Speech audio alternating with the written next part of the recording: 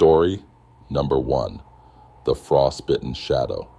I should have never looked out the window that night. The blizzard had swallowed my cabin whole, turning the world outside into a swirling void of white. The wind howled like a living thing, shaking the old wooden walls, slipping through every crack and crevice. It was the kind of cold that settled into your bones, that made the world feel empty, abandoned. I had been sitting by the fireplace, nursing the last sip of my whiskey, when something caught my eye. Through the frost-covered window, there was a shadow in the snow. At first, I thought it was a trick of the storm, branches shifting, the wind playing games with my tired mind. But it didn't move with the wind.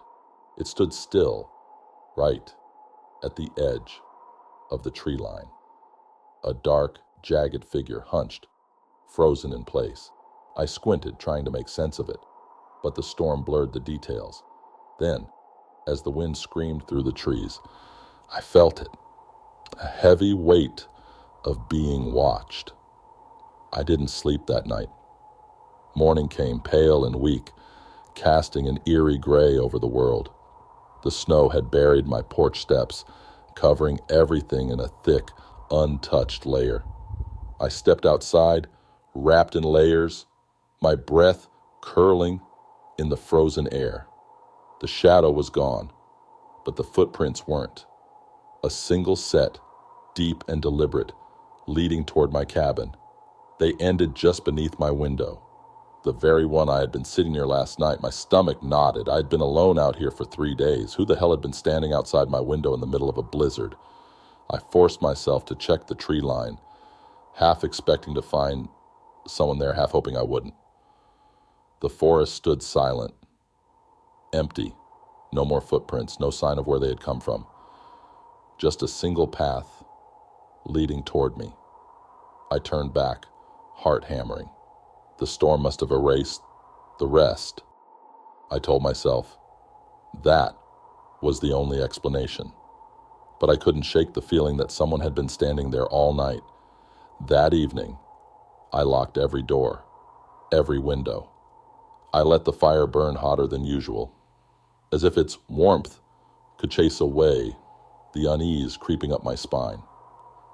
I kept checking the window, expecting, dreading, to see the shadow again. Hours passed. Nothing. Until just past midnight. I heard something. The slow, deliberate crunch of footsteps in the snow. I froze. The sound was faint, barely cutting through the howling wind. But it was there, moving closer. My breath hitched. I reached for my flashlight, my pulse hammering in my throat, and forced myself to look outside. The shadow had returned, but it was closer. The same hunched figure, dark against the snow, still motionless, still watching. My fingers tightened around the flashlight, my mind racing. Was this some sick joke, a lost traveler? But something about it wasn't right. The way it stood, wrong, unnatural, like something barely imitating a human shape. I blinked, and it moved. Not a step, not a shift. It twitched, a jagged, unnatural jerk, like a puppet pulled by invisible strings. A shiver crawled up my spine. I backed away from the window, locking eyes with it for one long, frozen second. Then I grabbed the curtains and shut it out. Sleep was impossible. I lay in bed, listening to the storm, waiting for something, anything. But the footsteps never came closer. The wind carried distant, muffled sounds. Whispers numbered just the storm, just the wind. Morning came. But my relief was short-lived. The footprints were back, a fresh set leading closer than before. They ended at my porch steps. Whoever, or whatever it was, had been standing there all night. And this time, there was something else. A smear of dark red on the snow. Blood. I should have left that day. Packed my bags, hiked down the mountain, never looked back. But the nearest town was miles away, and the storm had buried the roads. I was trapped, That night, I barely breathed. I sat by the fire with my shotgun across my lap, waiting, watching. Midnight came, then one, then two, and then the knocking. Software slow, rhythmic. I didn't move. The knocking came again, louder this time. 3 knocks, a pause, then another 3. I gripped the shotgun, forcing myself to breathe. No one was out there. No one could be out there. I squeezed my eyes shut, counting the seconds, waiting for it to stop. Then, the whisper. Right outside my door. Let me in. A voice that wasn't human. Dry, cracked, like ice scraping against ice. I clenched my teeth, refusing to move. The voice came again. Closer. Let me in. I didn't answer. I didn't dare. Then something slid against the wooden door. A long, dragging sound, like fingernails scraping across the wood. My pulse pounded in my ears. Don't move. Don't make a sound. The whispering stopped. The air felt wrong. Thicker. I could hear it breathing. Slow. Rattling. Then, as if the storm itself swallowed it, it was gone. I didn't sleep. Didn't move until the weak light of dawn bled through the windows. When I finally forced myself to look outside, my stomach twisted into a knot of ice. The footprints were back. Not just one set, many, circling the cabin, over and over and over. But the worst part, they led away, not into the forest, not down the mountain. They ended right at my bedroom window. And there, burned into the frost on the glass, was a single hand-shaped print. Long, wrong. Fingers stretched too far apart. The shape warped as if whatever had made it wasn't meant to have hands. I'm leaving today. Right now. I don't care how deep the snow is. I don't care about the storm. I'm not staying another night. But as I zip my bag, as I lace up my boots, something cold brushes my neck. A whisper. Close. Too late. I spin. Nothing's there. But when I turn back to the window, the frost-bitten shadow is inside. Story number 2. The Night Walkers. I first noticed the footprints in the snow 3 nights ago. At first, I thought nothing of them. Just deep impressions circling my house, perfectly spaced, too neat to be random. Maybe a stray animal, maybe kids messing around. But as I stood there staring out my window into the endless white, a strange unease crept up my spine. The footprints weren't leading anywhere, no starting point, no ending, just an unbroken circle around my cabin. That night, the wind howled through the trees, rattling the windows. I tried to ignore the heavy silence that settled between the gusts, the kind that made you feel like something was listening. Lying in bed, I convinced myself it was nothing. Just paranoia, just the isolation getting to me.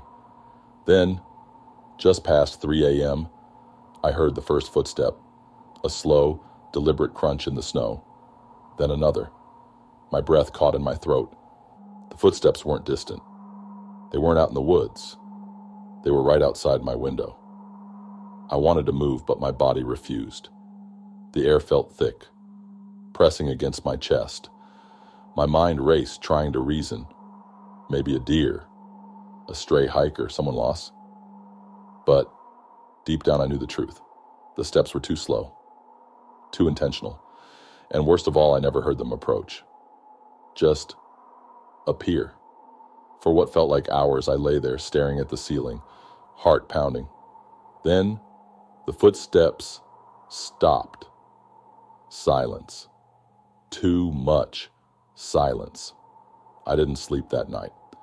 The next morning, I forced myself outside, my boots crunching against the frozen ground. The footprints were still there, the same perfect circle. But now, there were more. Not just one set. Dozens. All identical. all forming the same loop. My stomach twisted. Someone, or something, had been walking in circles around my house all night, watching. I rushed back inside, bolting the door behind me. I had lived in this cabin for years, never once locking my doors. But that morning, I locked everything, every window, every entryway. Something was wrong. That night, I sat in the dark, clutching my flashlight like a lifeline. The storm outside thickened, wind screaming through the pines. I told myself I wouldn't look. I told myself that if I ignored it, it would go away. Then, at exactly 3 a.m., the footsteps returned, not just one, many. A slow, synchronized march, circling. I squeezed my eyes shut, gripping my flashlight. The sound didn't stop. Around and around, heavy, methodical. I felt my pulse in my throat. Who the hell was out there? Minutes passed, then an hour, then another. The footsteps never sped up, never slowed down. They just continued. And then, just as suddenly as they started, they stopped. I exhaled, shaking, my breath coming out in uneven gasps. Silence. Too much silence. Then, knock. The sound wasn't loud, just a single knock, barely audible over the wind. I turned my head slowly, every nerve in my body screaming. The knock had come from the back door, the one I had locked. I stayed frozen in place, sweat prickling my skin. Then, another knock, louder, this time. 3 slow knocks, a pattern, rhythmic. I wanted to move, to grab my shotgun, to run. But I was trapped, locked in place by fear. Then came the worst part. The voice, software close, right outside the door. "Let me in!" The words sent ice through my veins. The voice wasn't deep, wasn't threatening. It was wrong, like a whisper being dragged over shattered glass. "It's so cold. Let me in." I couldn't breathe. I couldn't blink. I didn't move. Then, the door handle turned. I bolted upright, knocking over the lamp, sending shadows skittering across the walls. My breath came in ragged gasps. The handle rattled once more, then stopped. Silence. Then, the slow crunch of footsteps retreating. I stayed up until dawn, gripping the flashlight so hard my knuckles ached. When the first light of morning spilled through the window, I forced myself to check outside. The footprints were still there, but now, they weren't circling. They led away from my door, a single path into the woods, into the endless white. My hands trembled as I followed them, my breath curling in the cold. The further I walked, the deeper the sense of dread grew in my gut. And then, the footprints stopped. Not faded, not covered by snow. They just ended, like whoever made them had simply disappeared. I turned back, my chest tightening. That's when I noticed something even worse. There were no footprints leading to my house, only away. I hadn't heard anyone approach. I never heard them leave. Because whatever had been out there had always been there. I'm leaving today. I don't care about the storm. I don't care how deep the snow is. I'm getting the hell out. But before I go, I check the window one last time. The footprints are gone. But as I turn away, a chill runs through me. Because I finally understand something. The knocking wasn't from outside. It came from inside the house. Story number 3.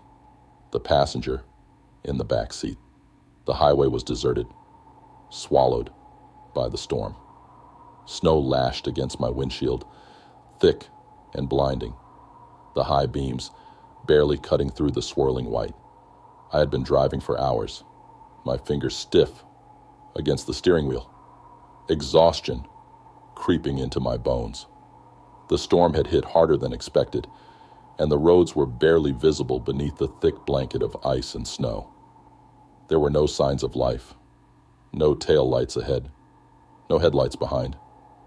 Just me, alone, trapped in the endless winter night. Then I saw her, a figure standing on the side of the road, barely illuminated by my headlights.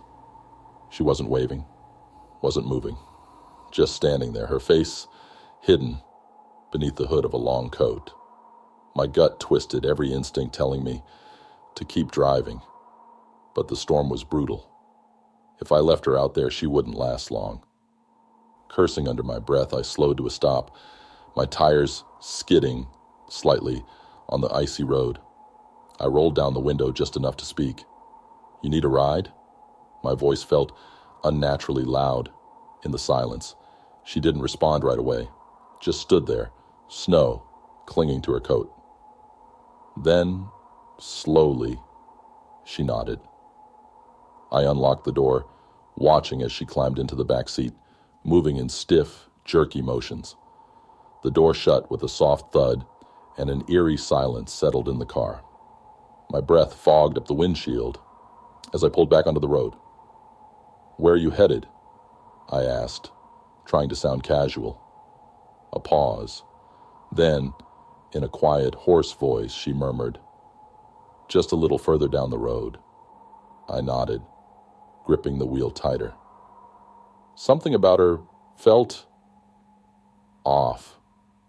She was too still, too quiet. The way she sat, hands folded in her lap, her hood casting a shadow over her face, it sent a strange unease creeping up my spine. Minutes passed. The only sound was the soft hum of the engine and the wipers struggling against the ice. I flicked a glance at the rearview mirror. She wasn't there. My heart slammed against my ribs. I whipped my head around. The seat was empty. Cold washed over me, an icy wave that had nothing to do with the storm. I slammed on the brakes, skidding to a stop in the middle of the road. My hands were shaking as I turned, staring at the back seat. Empty, but the seatbelt was still buckled. A sickening dread coiled in my stomach.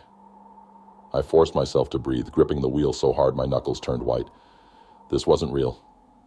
It had to be exhaustion. The storm playing tricks on my mind. I needed to keep moving.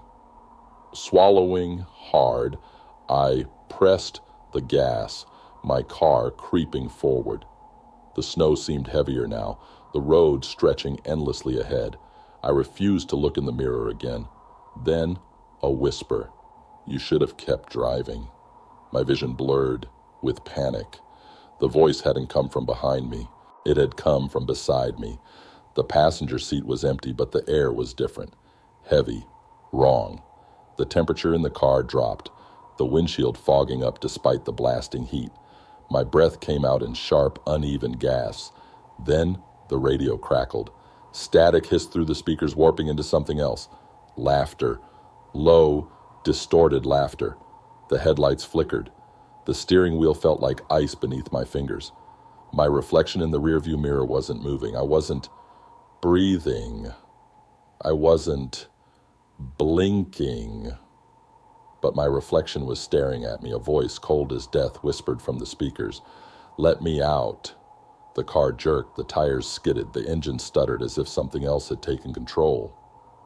The headlights cut out completely, leaving me blind, lost in the storm.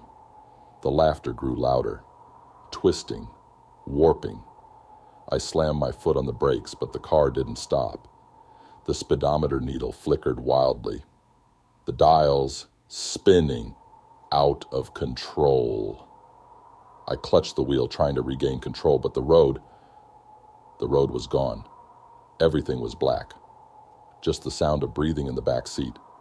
Then, silence. The car came to a sudden stop, the force nearly throwing me forward. My vision blurred as the headlights flickered back to life, revealing the road once more. I was parked on the shoulder, the snow falling peacefully around me. I turned, chest heaving. The back seat was empty. The seatbelt was unbuckled, and the passenger door was open. The wind howled through the gap, whipping snow into the car. Heart pounding, I lunged to shut it, locking it twice before forcing myself to face forward. I gripped the wheel and hit the gas, not daring to look back. As I drove, I saw it in the distance, a figure standing on the side of the road, waiting. Story number 4, the ice slick road. The road was nothing but a slick, frozen ribbon stretching into the darkness.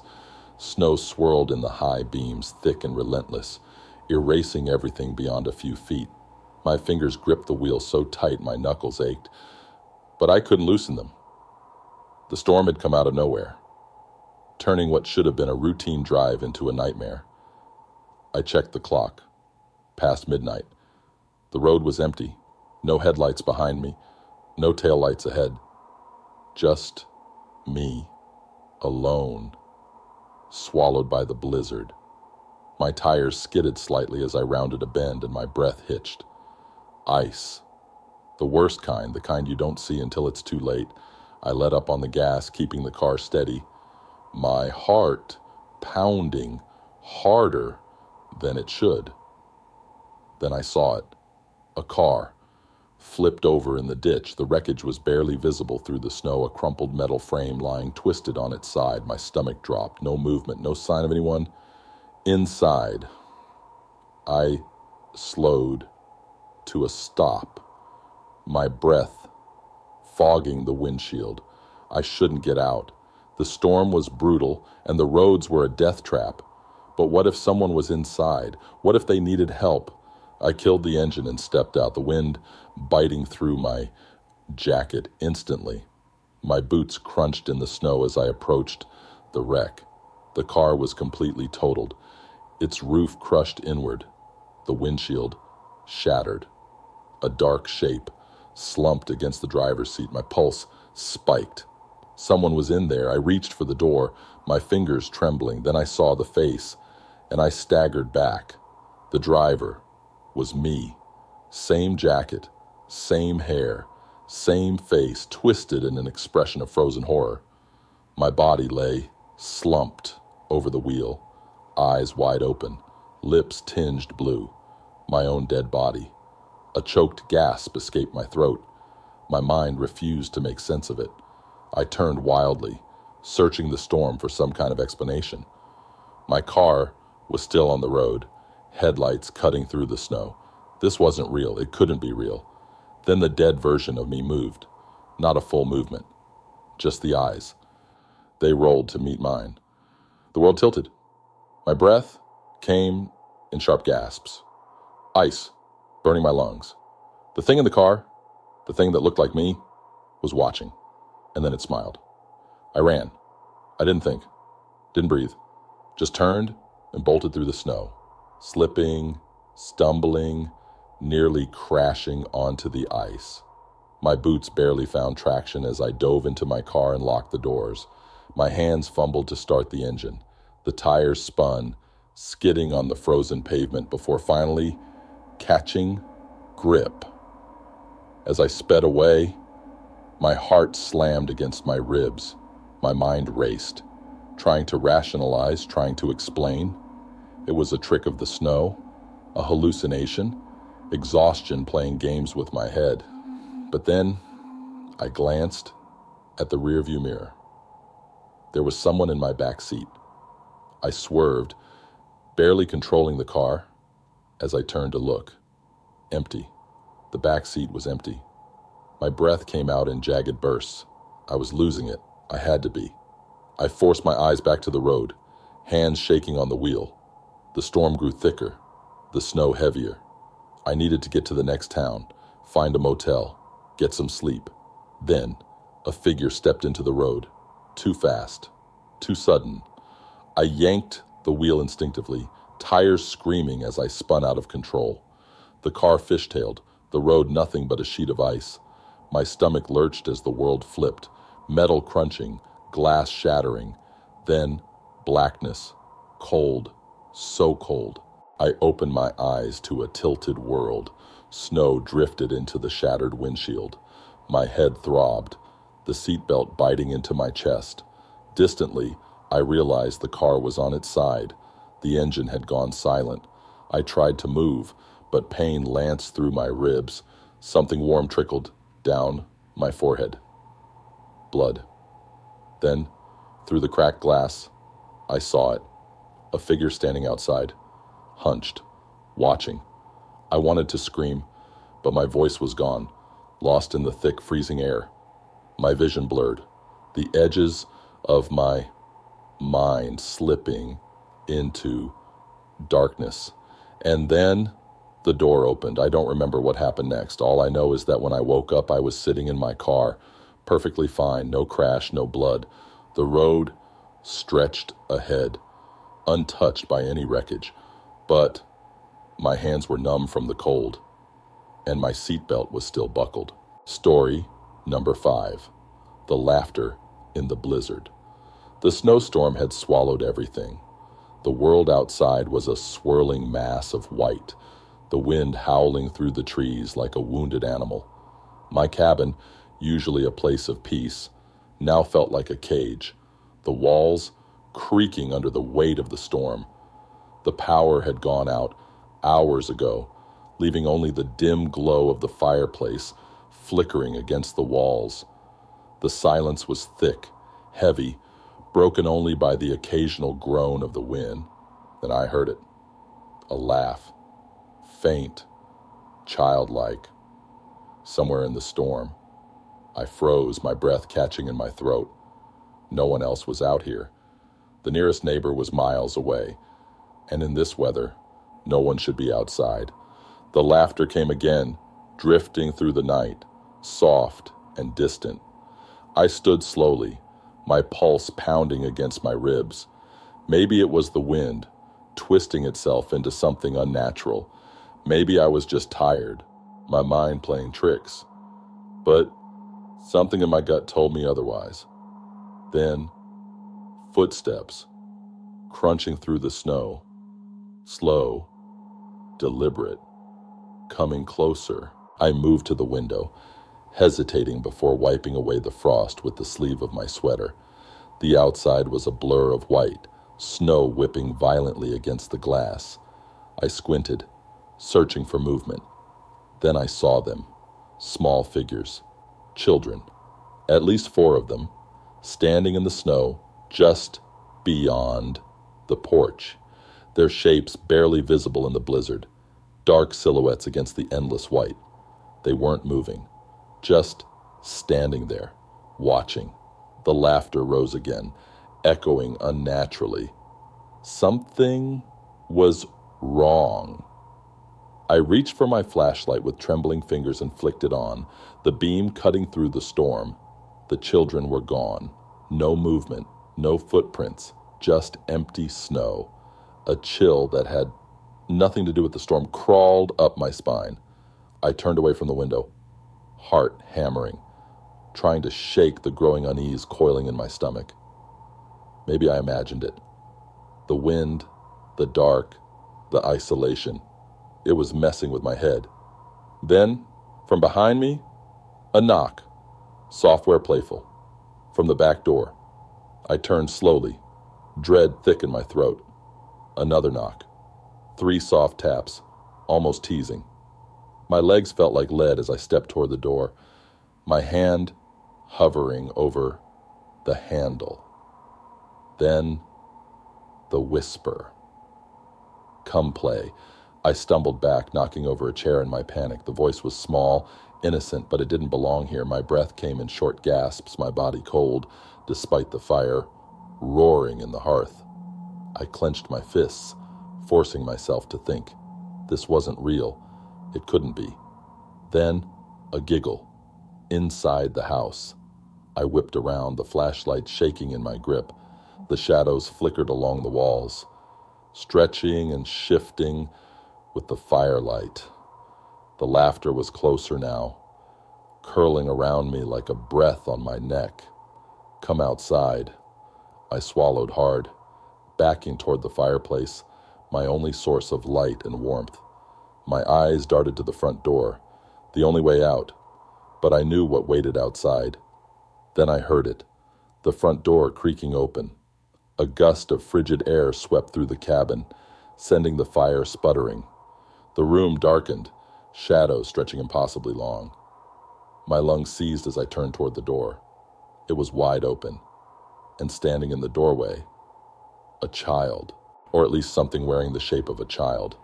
Its face was pale, too pale, skin almost translucent beneath the dim light. Dark, sunken eyes locked onto mine, unblinking. Its lips curled into a grin that was too wide, too sharp. Snow clung to its hair, its clothes dripping wet, despite the cold. Then it laughed. The sound was wrong, broken. A chorus of voices layered on top of each other, too many voices for one mouth. I bolted. I ran for the bedroom, slamming the door shut, my breath ragged. My hands fumbled for the lock, twisting it with shaking fingers. The cabin was silent again. The fire crackled weakly in the other room. Then the doorknob turned, slowly, gently, like a child testing if they were allowed inside. I pressed my back against the wall, heart hammering so loud it drowned out the wind. Then, nothing. The knob stopped moving. The silence stretched, thick and suffocating. My breath came in shallow gasps, my hands slick with sweat. Minutes passed, then an hour, maybe more. Eventually the storm began to die, the wind settling into an eerie stillness. I forced myself to move, my muscles aching from being tense for so long. I pressed my ear to the door. Silence. I slowly unlocked it, my pulse thrumming in my ears. The living room was empty. The door was closed. The fire had burned down to embers. For a moment, I let myself believe it was over. Then I saw the footprints. Tiny, wet footprints leading from the front door to my bedroom. And they never left. Story number 6. Do not break the ice. The lake had been frozen solid for weeks, a thick glassy sheet stretching across the valley. The locals warned about it every year. Never break the ice. Not because it was unsafe, not because you might fall through, but because things lived beneath it. I never believed in small-town superstitions, the warnings, the old wives' tales, the stories whispered over beers at the lodge. It was just a way to keep kids from doing something stupid. So when my friend, David, and I decided to go ice fishing late one night, I laughed off the old man who grabbed my arm at the bait shop and muttered, "If you hear knocking, leave. Don't look. Don't answer. Just go." The wind cut sharp against my face as we trudged out onto the ice, our lanterns casting long shadows. The lake was eerily quiet, the snow swallowing every sound. We set up near the center, drilling a small hole into the ice, the sound echoing unnaturally loud in the empty night. The lake groaned beneath us, a deep, hollow noise like something breathing under the surface. David laughed. "Creepy, huh?" I forced a grin, pushing away the strange unease curling in my stomach. Just the ice effect. We dropped our lines, the lantern flickering slightly as a gust of wind howled through the trees. For a while, nothing happened. Just the cold, the quiet, the occasional creak of the ice. Then a knock. Software, rhythmic. From beneath us. I felt it more than heard it. A faint vibration through my boots. My skin prickled. I glanced at David, but he didn't seem to notice. He was focused on his fishing line, waiting. Then it came again. Knock, knock, knock. Slow, deliberate, right beneath our feet. "Did you hear that?" I whispered. David frowned. "Hear what?" I swallowed hard. My hands felt stiff. Too cold. The ice. The knock came again. Louder. David heard it that time. His head snapped up, eyes wide. What the hell was that? Before I could answer, the knocking moved. It was no longer directly beneath us. It was circling.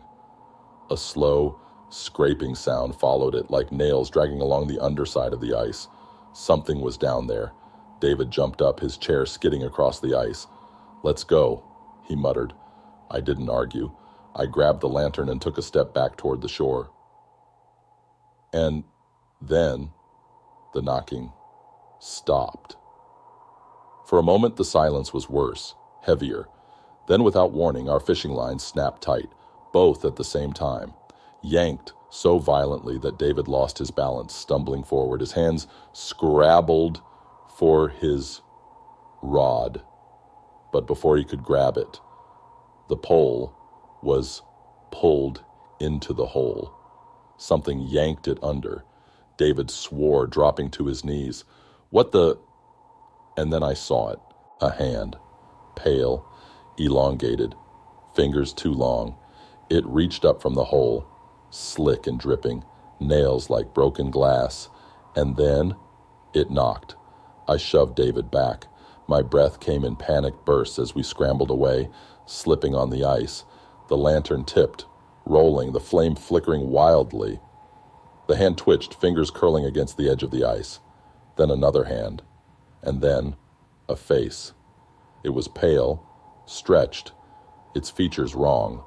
Hollowed-out eyes, a mouth too wide, too full of teeth. It blinked, slowly, unnaturally, staring at us from beneath the ice. Then it smiled. I grabbed David and ran. The ice shuddered beneath us, cracking in thin, splintering veins that chased our footsteps. The wind roared, the trees bending violently, as if warning us, pushing us forward. My lungs burned, my legs numb, but I didn't stop.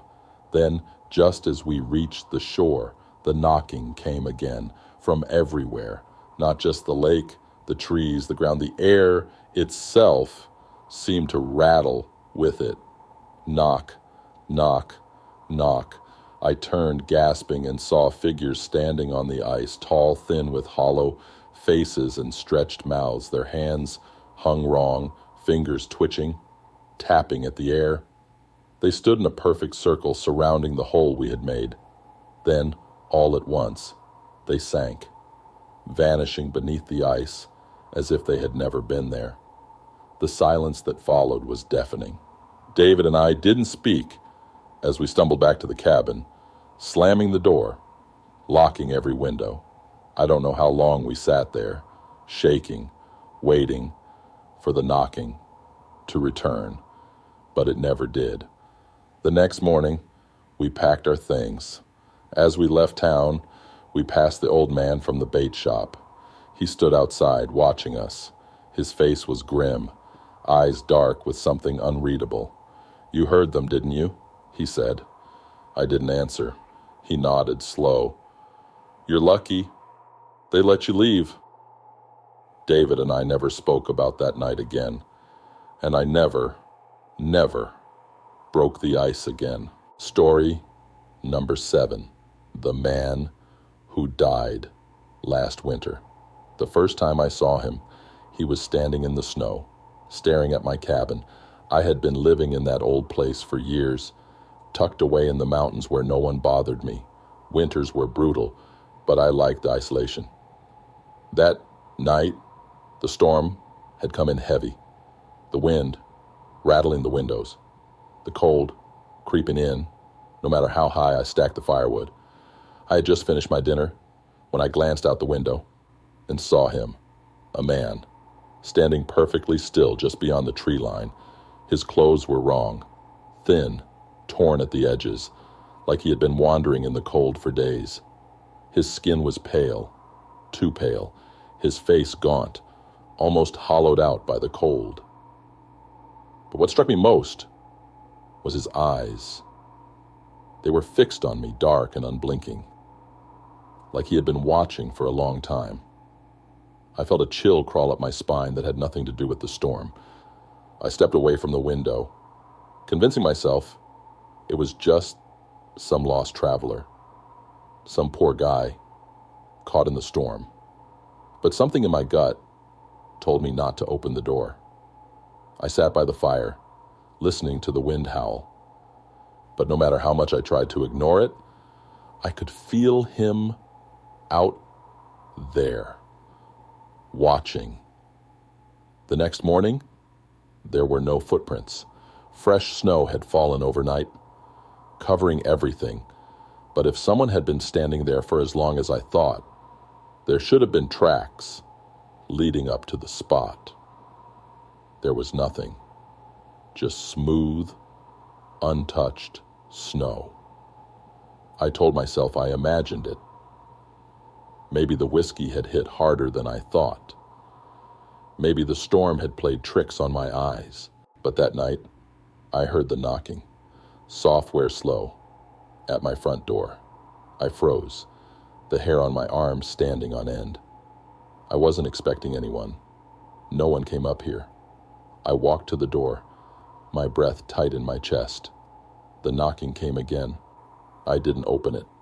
Instead, I moved to the window, peeking out just enough to see the porch. He was there, the same man, standing in the snow, his head tilted slightly, his arms stiff at his sides. His clothes looked worse now, as if the cold had eaten through them overnight. His lips were cracked, blue. His skin looked almost frozen. He knocked again, but his hand didn't move. The sound came, but he never lifted his arm. I backed away from the window. My heart slammed against my ribs. "Go away!" My voice sounded small in the empty cabin. The knocking stopped. For a long moment there was nothing. Just the wind outside, the crackling fire behind me. I let out a shaky breath, forcing myself to believe it was over. Then just as I was about to turn away, the lights flickered, the fire dimmed. The room grew colder. And then he was inside. I didn't see him move. Didn't hear the door open. But when I turned, he was standing inside the cabin, the same sunken face, the same hollow eyes. But now he was closer, much closer. My body locked up. My breath came in short, uneven gasps. "You let me freeze." The voice wasn't human. It was wrong. A brittle whisper that sent ice crawling through my veins. I stumbled back, my knees hitting the edge of the table. I don't know you," I stammered. He didn't blink, didn't move. "You let me freeze." My mind raced, panic clawing at my throat. "I don't..." Then I remembered. Last winter, the blizzard had been worse than usual. One night, in the middle of the storm, I had heard a knock at my door. Faint, almost lost in the wind. I had been half asleep. Exhausted from chopping wood all day. The storm was raging, and I was sure it was just the wind rattling something loose. I never checked. I never opened the door. The next morning I had found the body, half buried in the snow just a few yards from my porch. A man, frozen solid, his hands curled into claws, his face twisted in agony. The authorities had come, taken the body away. Some drifter, they said. Some unlucky bastard caught in the storm. I had tried to forget, but he hadn't. "You let me freeze." His voice scraped against the walls. The temperature in the cabin plummeted. My breath curled in the air, white and thick. My fingers burned with cold. I didn't know," I choked out. His head tilted, his skin cracking at the motion. Frost crept up the walls. Ice slithered over the windows. The fire in the hearth guttered out. I knocked. The words clawed into my skull. The room darkened. Shadows stretched unnaturally, swallowing the dim light. I knocked. The ice spread to the floor, curling around my boots, creeping up my legs. I gasped, wrenching myself free, stumbling back. The cold was unbearable, sinking into my bones. He took a step forward. His body jerked, unnatural, as if it barely remembered how to move. His mouth opened wider, lips splitting. "You let me freeze." The cabin shook. The windows splintered. I ran. I didn't think. I didn't breathe. I just grabbed my coat and bolted into the snow, my boots sinking into the frozen ground. And the cold was sharp, biting, but I didn't stop. The trees blurred past, the wind howling around me. Then, silence. The storm was gone. I turned back. The cabin was gone. No ruins, no smoke, nothing. Just untouched snow, stretching endlessly. No sign I had ever lived there. But there, in the middle of the clearing, a single set of footprints, leading up to where my front door used to be, and nothing leaving. Story number 8, the tunnel, under the snow. When I was 8 years old, my brother and I built tunnels in the snow. It had been the heaviest snowfall our town had seen in years. The streets were buried, the trees sagged under the weight of the ice, and our backyard had transformed into a frozen world of endless white. My parents warned us to be careful, but we were kids. We saw nothing but adventure. My brother Sam was 2 years older and always came up with the best ideas. That day, he decided we should build the biggest tunnel yet, one long enough to crawl through from one end of the yard to the other. We spent hours digging, shaping the walls, carving out little pockets where we could hide if we wanted. The tunnel was perfect, just big enough to squeeze through, but sturdy enough that it wouldn't collapse, or so we thought. The first time I heard it, I thought it was the wind, a low, distant whisper drifting through the tunnel. I paused, pressing my ear against the icy wall, but the sound faded. I shrugged it off and kept digging.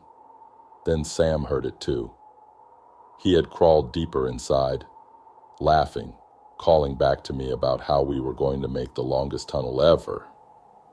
Then he went quiet. I peeked inside, flashlight in hand. "Sam?" He didn't answer right away. When he finally spoke, his voice was strange, distant. "There's another tunnel," he said. I frowned. That didn't make sense. We were the only ones who had been digging. "What do you mean?" His light flickered ahead, deeper in the tunnel. "Someone else already dug here." A cold feeling crawled up my spine. I scrambled inside, squeezing through the tight space, my breath fogging up in the freezing air. The tunnel stretched further than I remembered, bending in a way we hadn't dug. The walls seemed smoother, older. Then I saw what Sam meant. The tunnel didn't end where we had stopped digging. It kept going. A passage, dark and narrow, stretching further into the snow than it should have. The whispering returned. This time I knew it wasn't the wind. It came from inside the tunnel. Sam turned his flashlight toward me, his face pale in the dim glow. "Did you hear that?" I nodded, my stomach nodding. "Let's go back." But Sam was already crawling forward. "I just want to see." I grabbed his ankle. "Sam, no." He shook me off. "It's fine. It's probably just an old tunnel from before." That didn't make sense. We had fresh snow, feet of it. Nothing should have been left from before. But Sam didn't listen. He kept crawling. The tunnel narrowed, forcing him onto his stomach. Then he stopped. His breath came out in a sharp, frozen gasp. "There's something down here." A second passed, then another. Then Sam screamed. Not a normal scream. A choking, muffled, terrified scream. His body jerked, his legs kicking wildly. I lunged forward, grabbing his boots, pulling as hard as I could. Something pulled back. I was screaming too now, wrenching him toward me with all my strength. His nails scraped against the icy walls, his flashlight spinning wildly, casting erratic shadows. Then, all at once, he was free. We tumbled backward, gasping, snow collapsing around us. I scrambled to my feet, dragging him out of the tunnel. His face was pale, his eyes wild, his hands trembling. Behind him, the tunnel, the extra passage, was gone, like it had never been there. We never spoke about what happened. Not really. Not in detail. Sam refused to explain what he had seen, only shaking his head violently whenever I asked. That night, he had nightmares, thrashing, kicking, whispering in his sleep. The next morning, my parents found us sitting at the breakfast table silent. They asked if something had happened. We both shook our heads. That afternoon, we tried to find the tunnel. We searched every inch of the yard, digging, prodding, but there was nothing, no trace of the extra tunnel, no sign it had ever been there. Winter melted into spring, and eventually, we stopped talking about it. Years passed. Sam and I grew older, moved away. The memory faded, but never disappeared. Then, last winter, I came home to visit my parents. They still lived in the same house, though the backyard wasn't the same without deep snowbanks and tunnels leading nowhere. Over dinner, my dad mentioned something strange. "The snow's been melting. Weird," he said, stirring his coffee absent-mindedly. I frowned. "What do you mean?" "In the backyard. It melts normal everywhere else, but in one spot, it stays, even in the sun." My stomach twisted. I went outside that night, staring at the yard. The snow had melted in patches, revealing dead grass, damp earth. But near the back fence, one patch remained untouched, a perfect white mound, as if something was buried beneath it. As I stared, the night air thick with silence, I heard it, a soft, distant whisper from beneath the snow, calling my name. Story number 9, The Thing in My Hotel Room. The hotel was nearly empty when I checked in. It was one of those old roadside places, the kind with faded carpets and dim lighting that made everything feel off. The storm had rolled in fast, forcing me off the highway. And this was the only place for miles. The man at the front desk barely looked up when I walked in, just slid the key across the counter and muttered, "Room 5. I dragged my bag down the silent hallway, the air stale and heavy. The carpet muffled my footsteps, but I swear I heard another set of steps just behind me. I stopped, listened. Nothing. Just the hum of the old fluorescent light above me. Room 5 was at the very end of the hall. The door creaked as I pushed it open, revealing a room that looked like it had been trapped in time.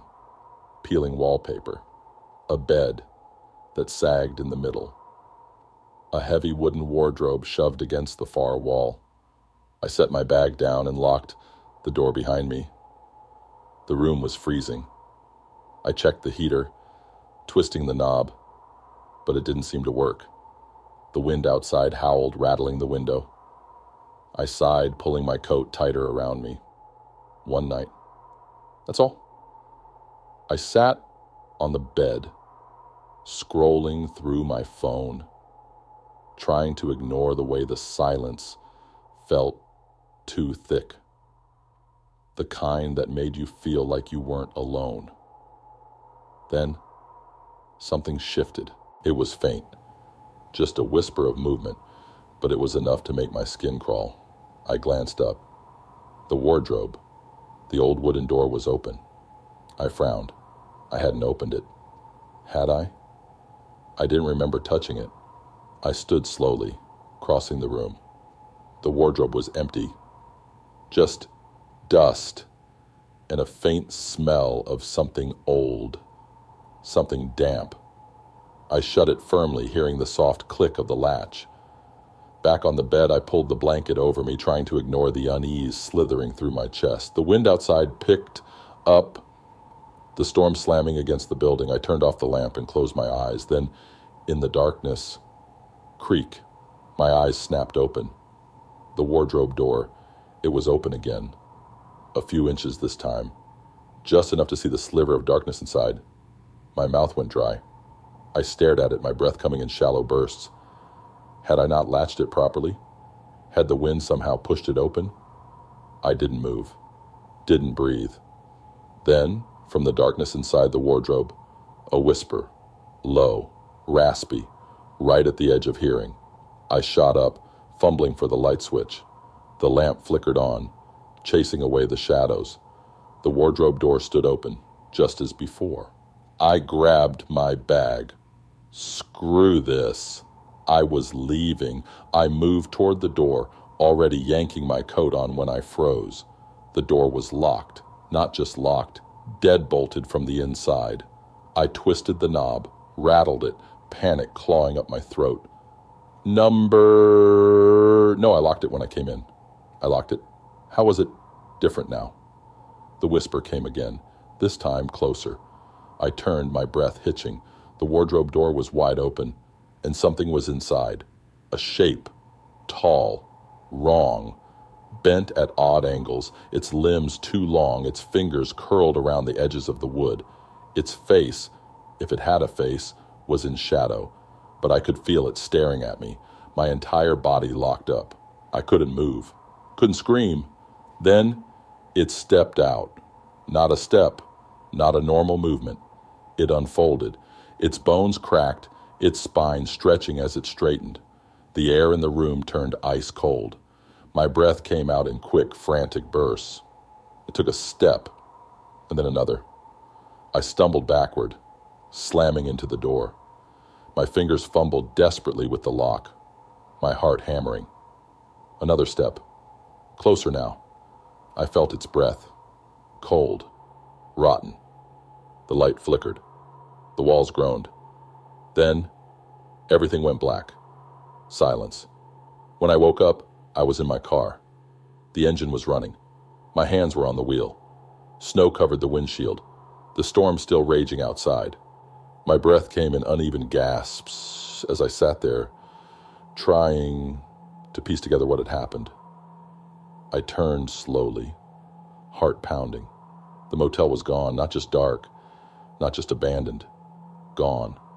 The lot where it had been was empty, covered in thick, untouched snow. No building, no lights, nothing. But my key, room 5's key, was still in my pocket. Story number 10. The snowfall that never stops. It started snowing 3 weeks ago. At first it was beautiful, the way the flakes fell thick and heavy, the way the world turned quiet under the weight of the white. I remember standing outside that first night, letting the cold settle into my skin, watching the soft glow of the streetlights disappear into the endless fall of snow. It felt peaceful. Then it never stopped. The roads disappeared within days. The houses, the street signs, even the cars parked outside, buried. At first, we waited for the plows, the emergency response teams, but the calls never went through. No one came, no news, no updates, just the endless snowfall, piling higher and higher, swallowing everything. A week passed. The power flickered, then failed completely. The cold seeped into the walls, into our bones. We burned through blankets, layers, anything to keep warm. I tried to ration food, but the realization hit quickly. We weren't going anywhere. The doors were buried. The windows were covered in thick sheets of ice. We were trapped. Then people started disappearing. It was subtle at first. My neighbor, an old man who had lived alone for years, stopped answering when I knocked. I assumed he was just conserving heat, staying in bed. But the next day I saw his front door wide open. The snow outside was untouched. No footprints, no drag marks, just emptiness. Like he'd walked out into the storm and vanished. Then the Simmons family. I saw them through my window the night before. Candlelight flickering inside, their silhouettes moving in the dim glow. The next morning, their house was silent. No light, no sound. I forced my way through the snow, knocking, pounding on their door. No answer. I found the door unlocked. Inside, their dinner plates were still on the table, half-eaten meals frozen solid. The fireplace had burned down to cold ashes, jackets still hanging on their hooks. No sign of struggle. They were just gone. That night, I heard something.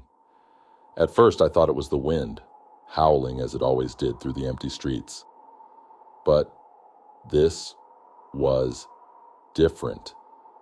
A voice, software, muffled, just outside my window. I barely breathed, pressing my ear to the frost-covered glass. It was saying my name. Story number 10. The snowfall that never stops. It started snowing 3 weeks ago. At first it was beautiful. The way the flakes fell thick and heavy. The way the world turned quiet under the weight of the white.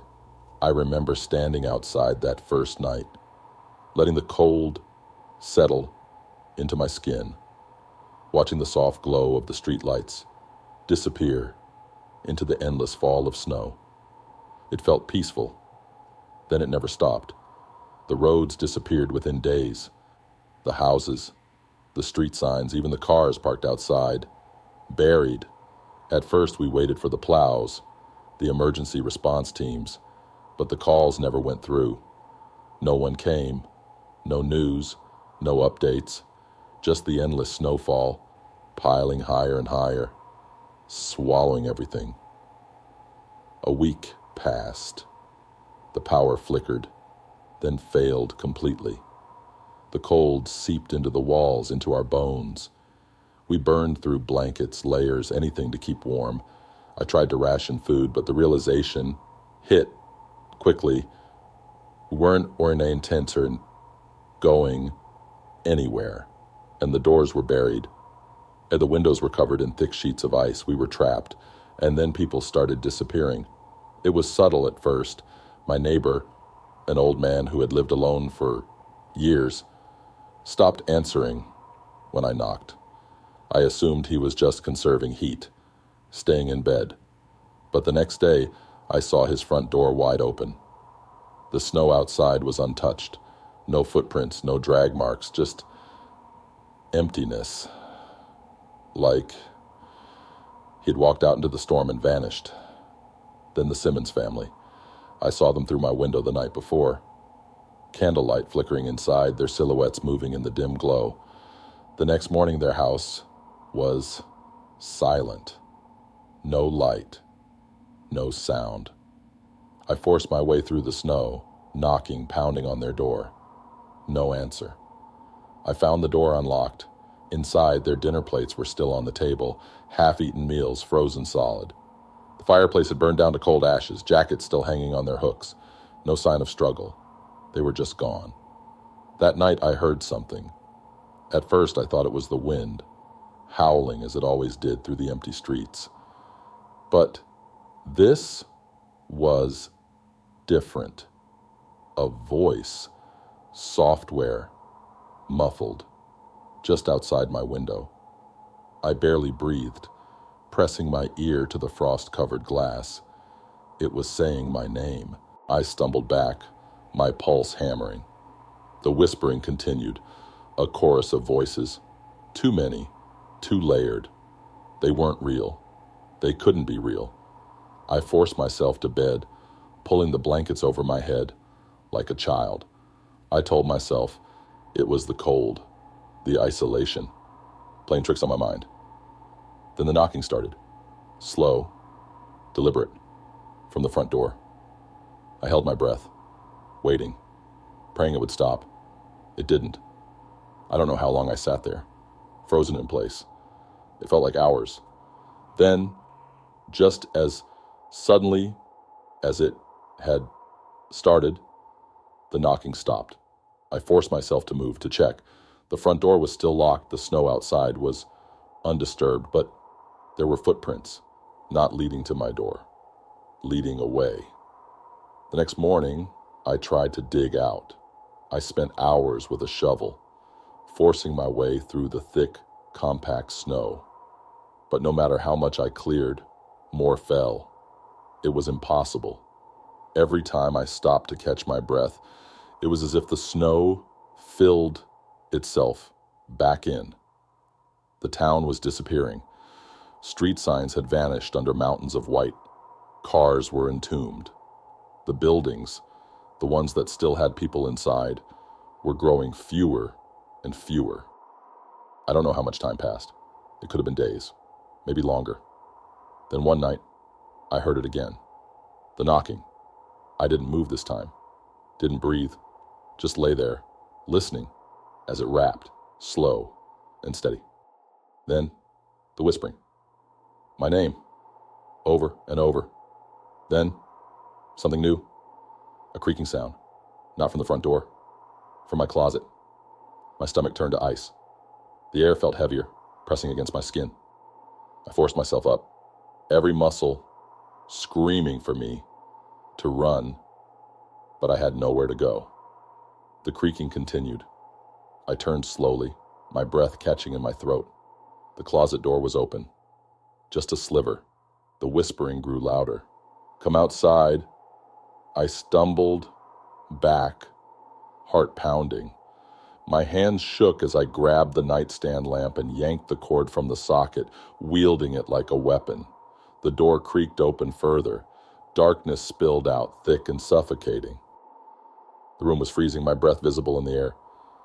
Then the whispering stopped. Silence. The closet was empty. Or at least, it looked empty. But I could feel it. Something was in there, watching. I didn't sleep that night. I didn't blink. By morning, my house was the only one left. The others had been swallowed by the snow, reduced to shapeless white mounds. No roads, no signs, just an endless, frozen wasteland. And now, as I sit here, writing this, I finally understand. The snow isn't just falling, it's taking. And I think, very soon, it will take me too. Story number 11. The last house on the street. The last house on the street was always dark. I noticed it the day I moved in.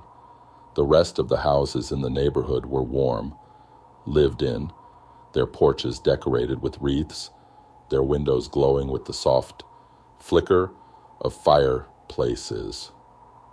But the last house? Always cold, always silent.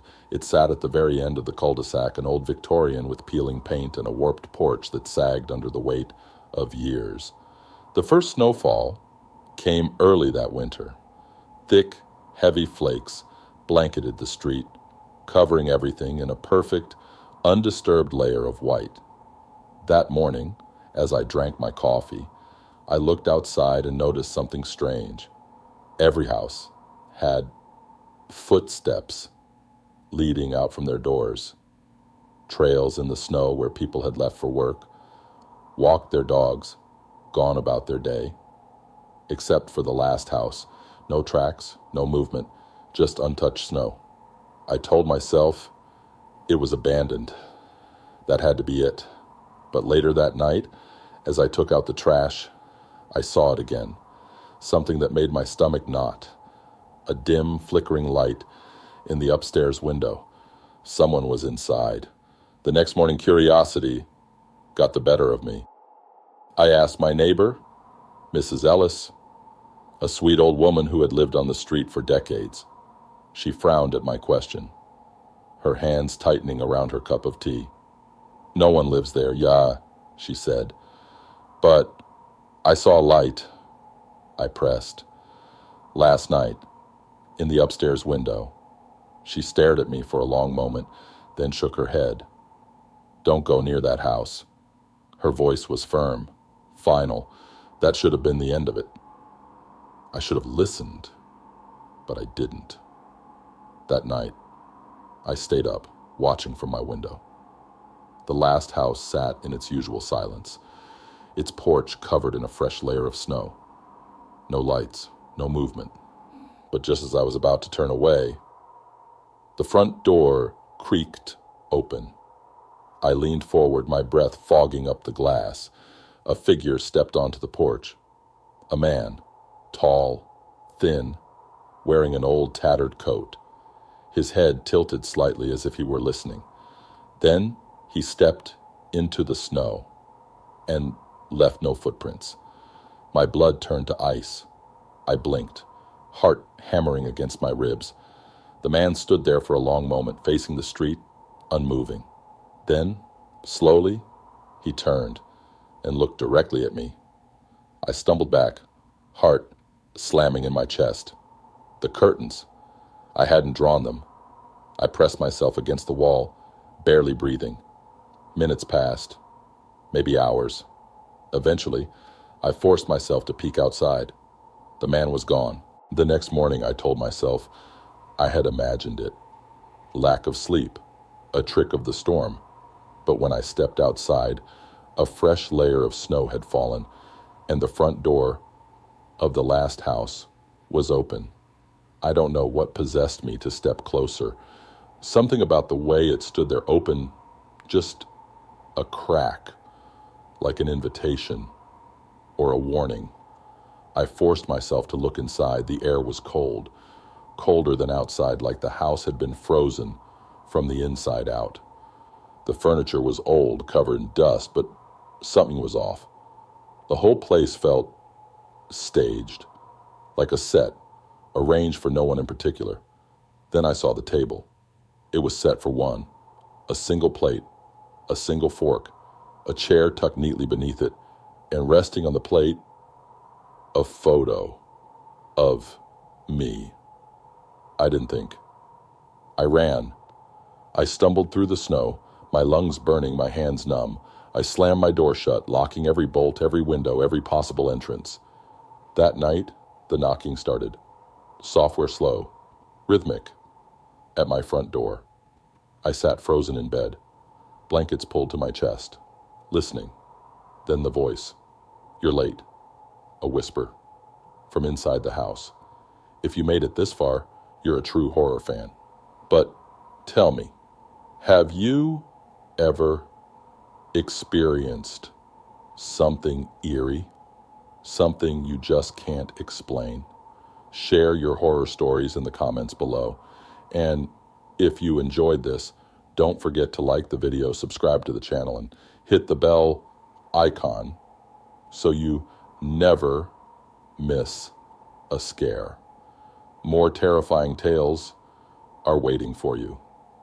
Click on the videos appearing on your screen now, if you dare.